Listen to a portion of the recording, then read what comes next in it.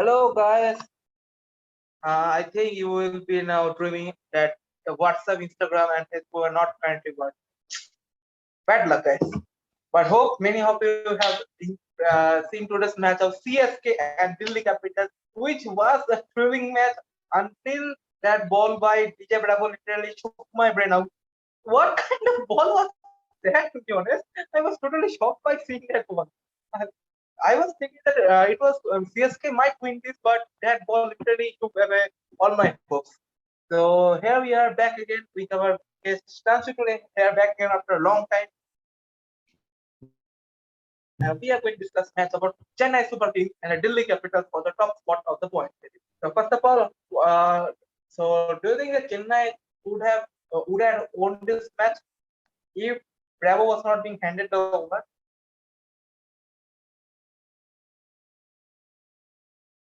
I think DC was ahead for CSK to come back was when Bravo got the ball, I think in the 18th over, and he almost got Hetmeyer out because literally Hetmeyer and Akshar Patel was the last recognized batting pair for DC, and Akshar Patel wasn't timing the ball. So Hetmeyer was like the last recognized batsman for DC. And if Krishnappa Gautam had taken that catch, it would have No, literally yeah. changed the match in CSK's favor because that ball, not only did he drop the catch, it also went for a four. And in the next over, Hetmeyer hit a six, and again he was able to rotate the strike and comfortably take the match away from there. Also, we have seen that even though in Chennai was really too much behind in the match, it's none other than Shardul Thakur who is actually bringing the breakthrough for the team and actually bringing his team back on track. So, do He's you think Lord it Thakur. will be yeah? He's not Shardul Thakur. He's Lord Thakur. Lord Thakur.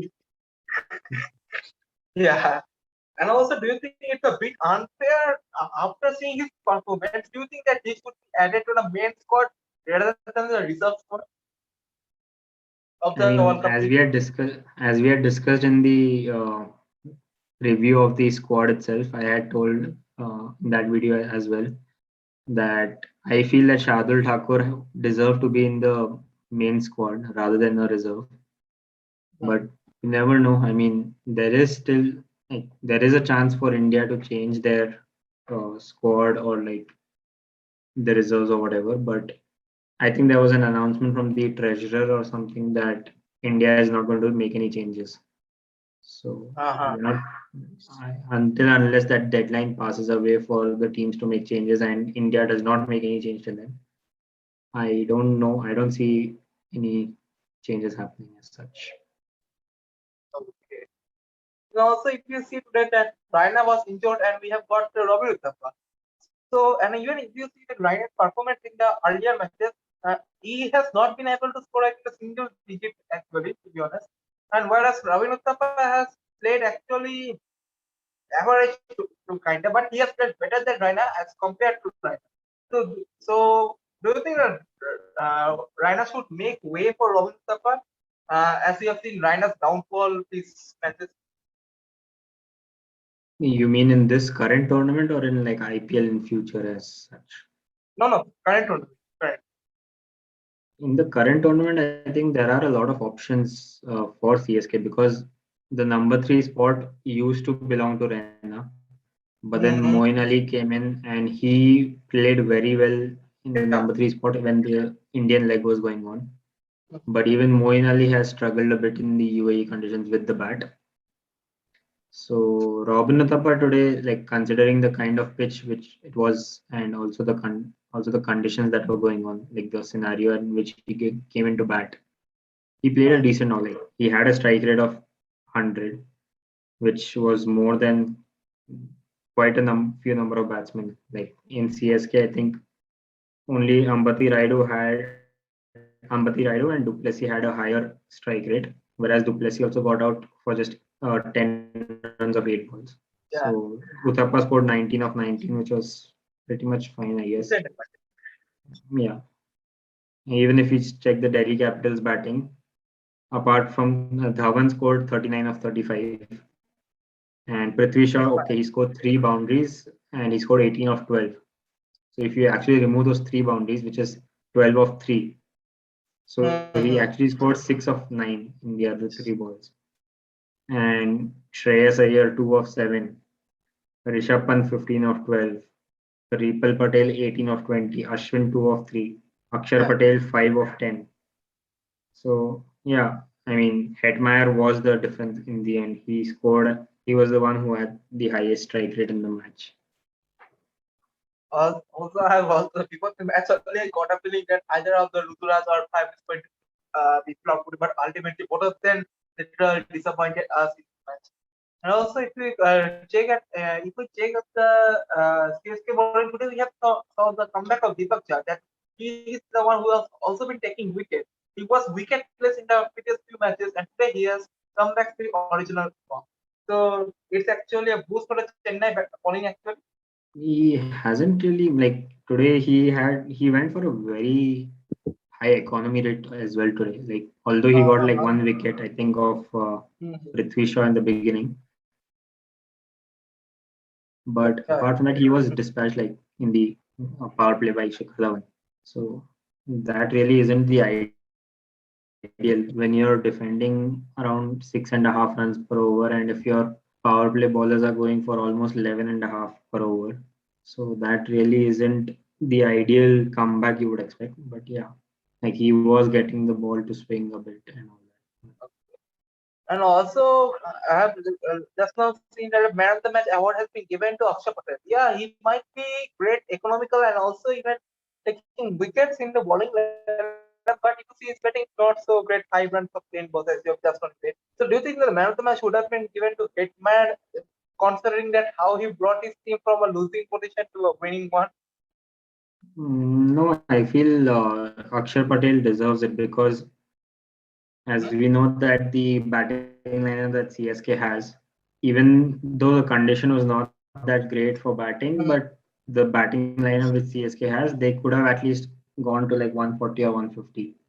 And in such conditions, he got like the crucial wicket of Duplessis early on, followed by Moeen Ali as well. And yeah, so he got a couple of crucial wickets, which held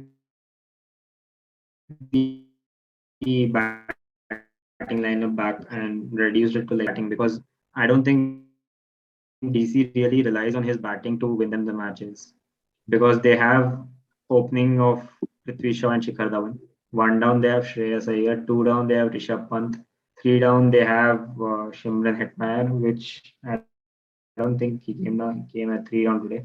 So 3 down Reepal Patel, four down ideally Hetmeyer, but today I don't know why Ashwin was sent. Maybe for the left hand, right hand, which I still don't get it. So 4 down, let's say Hetmeyer. Then 5 down or 6 down is somewhere where Akshar Patel would actually come. So you don't expect your 5 down or 6 down to actually play for you and be that explosive batsman for you till the end. So you don't really rely on their batting skills to win you the matches. You expect your top order to perform. That's something which has happened with CSK also. Like throughout the tournament, it's mainly the opening batting which has performed. And today, when the middle order was exposed, then you saw that we could not really put up a great total. And also, one of the important questions is that, yeah, do you think that this case fortune would have changed if they have, what else? If they had batted Jadeja or Bravo before Dhoni? I mean, that's completely debatable topic, but like Dhoni, we expected him like after a few balls, we expected him to like go for the shots, but that did not happen. And even if you see Jadeja also did not really like when he came out to bat, I think how much did he score? Jadeja also did not, yeah, 1 out of 2. Like 2 balls is very like less number of balls to judge, but still, like he also wasn't able to like get going in the beginning, like compared to what we saw him against RR in the previous match. Yeah. So even he was not able to get along that comfortably in the beginning.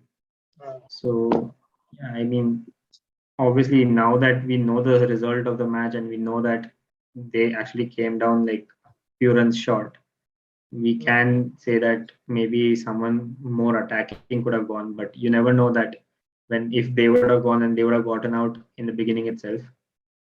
Because Dhoni and Raidu, they built a partnership from scratch. Like Uthappa, Moeen Ali, everyone got out pretty early. CSK was like they were 62 for 4 when Dhoni came in. And 62 for 4 was like when you lose almost half your team under 100. So that's when they had to build the innings from there. So yeah, I mean, it was fine. Okay. And also now there has been a decline in Rabada's ability. Currently, the Rabada has now been going wicketless. So do you think that Rabada will come back in the upcoming matches? Because he is the one who is the main bowler of the team, as you know, and also he is the one who is not taking the picking up the wicket. Due to which I think it's affecting his bowling. So what's your take on this? Do you think Rabada will come back again? I mean, although he's not picking up a lot of wickets, he's not conceding a lot of runs either, I think. That's the advantage. So he's kind of containing from one end and which is creating the pressure, and wickets are going from the other end. So, but not they don't even have any other option to replace, I guess. Like maximum, I think they have a Tom Curran who could replace. But with Tom Curran, I don't think they would prefer going because Rabada has way more experience in the IPL conditions as well. Okay. So now, no, we will talk about that in the next one. That is the IPL prediction because I was going to talk about the CSK and RCB's spot for number 2 position. I was going to talk about later. So now I'm going to ask you that. Um, yeah. CSK. Okay. So what I will say, the Bravos. What do you think of that Bravos delivery? Actually, what he was thinking actually. What's your take on that delivery? That means was to be honest, I think outside the pitch or delivering in different, I think like that only it's a no ball right now. Means I think it's Yeah, a kind even of I no ball. thought, and I think even Ricky Ponting was arguing for the same thing with the fourth umpire, I think. So yeah, I think it could have been given a no ball. And what Bravo was trying to do was that he was trying to like roll his fingers over like that. And in that, like I don't know, maybe it slipped out of his hand or what happened exactly. But he was trying to go for the slower ball outside the off stump. Because even if you see Dhoni's position while keeping, he was standing way outside the off stump. So it was an idea to bowl way outside the off stump, but it kind of ended up going outside the pitch itself. So yeah. Also, to be honest, what's your take on this UAE because it's changing every day. For example, just now, quite a few matches ago, you've seen that in Sharjah, the batters are not able to score past P at 130. But in the recent match, you have seen RCB has been able to score a 150. Now, yesterday, Dubai International Stadium, where it was maximum run was 160 to 150, 150 to 160. And that day, Chennai and Rajasthan literally were almost closer to 200. That was Abu Dhabi. So do you think that, Abu Dhabi, yeah. CSK was in Abu Dhabi. So what do you think that this? So what do you rate this UAE actually? I mean, all these pitches are very unpredictable. Like you can't really sit here and comment on those because every time you're seeing a completely different pitch in each ground. Like Sharjah has still been like almost pretty much same, except like RCB versus Punjab went a bit high because Maxwell ended up scoring a lot. But apart from Maxwell, I don't think even RCB anyone else fired. So yeah, so Sharjah has been a poor batting pitch. And Abu Dhabi, surprisingly, that one match between CSK and RR was a flat track, like completely batting friendly. I think even the Dynamo dimensions were reduced or something happened. I don't know, like maybe because each ground has like multiple pitches as well. So I think in that particular match, I think it was one of the pitch which was probably to one of the ends. So that was also in the favor of the batting team. So that was about Abu Dhabi. Dubai, I don't know, like pretty much 150-ish was 150 to 160 was what was being scored, I think, in the like earlier part of this leg. But in the past two matches, like yesterday, we saw SRH and KKR. SRH could just manage 115, and that is when they did not get all out. They played out the entire 20 overs and still scored 115. Yeah. And even today, CSK, although they got a good start, like power play is crucial in the current Dubai pitch. Like you need to maximize your score in the power play. That's what DC did pretty well, because if you compare the difference, if you see the difference between CSK and DC, CSK was, I think, somewhere around 6 overs. I think they were 48. Yeah, CSK was 48 for 2 at the end of 6 overs, whereas DC was 51. Although, but like Dhawan and Pant, we saw that kind of approach from them, which was lacking from like the approach was different between DC and CSK, because CSK was going with the thing to set the target, whereas DC already had the target in mind. And you already, when you already know that you have to just score at less than 7 runs per over, you don't have to go for the big shots. But if you go for the shots and you're able to get runs in the beginning, then it's easier for you to compensate the overs in the middle. So now let's come to predictions round of the most important match of this whole tournament. That is the Mumbai Indians taking on the Rajasthan Royals. Actually, so this is a little a banger match, as we have seen previous time what happened during the Mumbai and Rajasthan match in 2014. That was one of a banger night to remember for all the Mumbai Indians. Chasing down 194, 195 in just 14.3 overs. It was one of the most memorable moments for a chasing team in IPL. And Ambati Raidu, Cody Anderson, Aditya, the three unsung heroes. So let's see this time whether Mumbai can create a magic and they can go past KKR into playoffs. So first of all, I want to ask is who is going to win, Mumbai or Rajasthan? I mean, going by the current form, it has to be RR. Okay. But with the kind of experience that MI has, and since it's a do or die match for both the teams, basically. So under pressure, you never know. Everything, according to me, everything will depend on the toss, because it's a Sharjah pitch. And the last time we saw a match in Sharjah was RCB versus Punjab.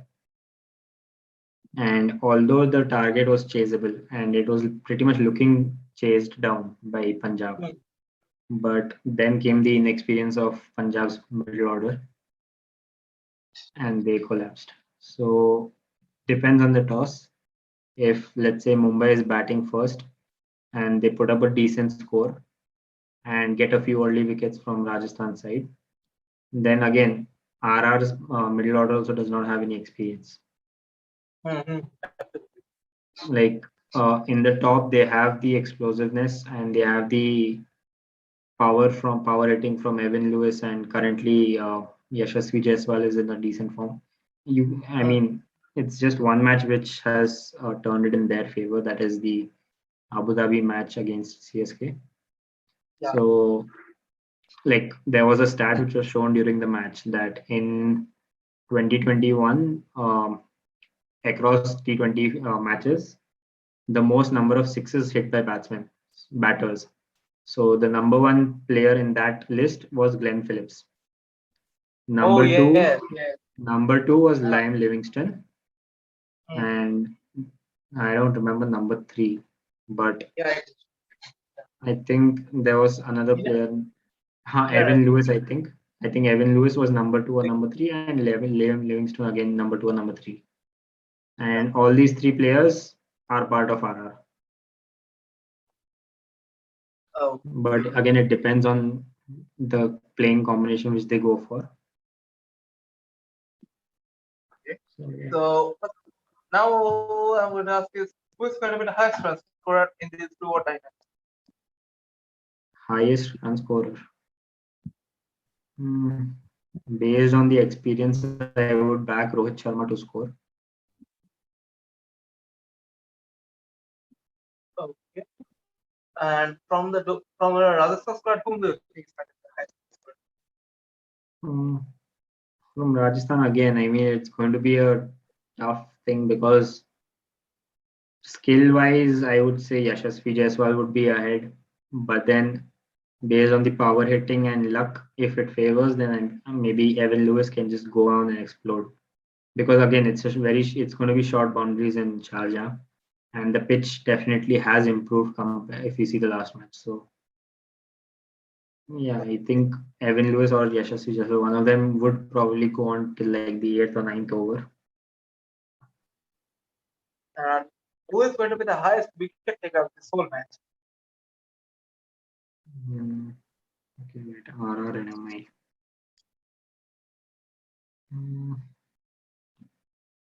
It's a very tough call, but I would probably say Bumrah. Like if MI is defending, probably Bumrah. Yeah. Okay. So that's it, guys. We have liked our video. Great match is going to be viewing in our TVs and also in our Disney Hotstar. So don't forget to catch that live up, and we will be discussing with you about that match, about this do or die match for not only for Mumbai Rajasthan, also for KKR and Punjab. And we will be soon giving you the qualification videos. So don't forget to join us. It's honor to again meet you, Snashu. So bye. Bye. वैसे seeming Bye. करना है. Lakshit bhai, bye. क्या हुआ?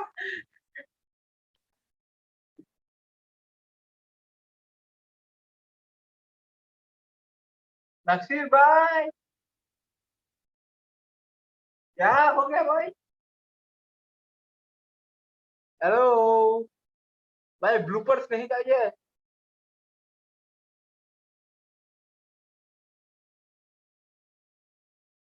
भाई, कहाँ हो?